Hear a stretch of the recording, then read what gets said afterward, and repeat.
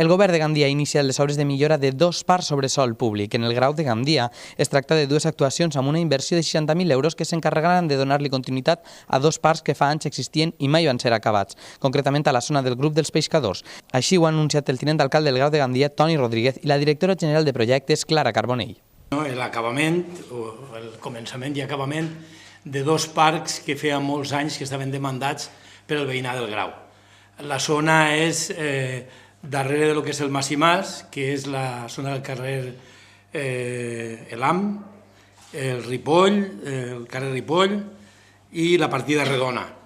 Un parc que estava a mig acabar, que es va quedar completament abandonat, estava tot ple de runes, i entonces el veïnat ja feia molt de temps que hi ha gent que ha comprat pisos de molta qualitat i dia que, clar, no podia portar ni amics de fora, diu, perquè el pis era molt bonic, però l'entorn és una porquería.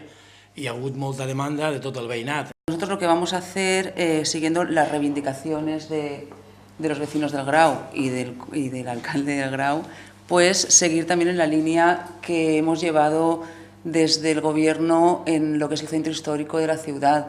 Y aquí aprovechamos más porque todavía estos solares son municipales. Por tanto, no tenemos que hacer ningún convenio con ningún propietario.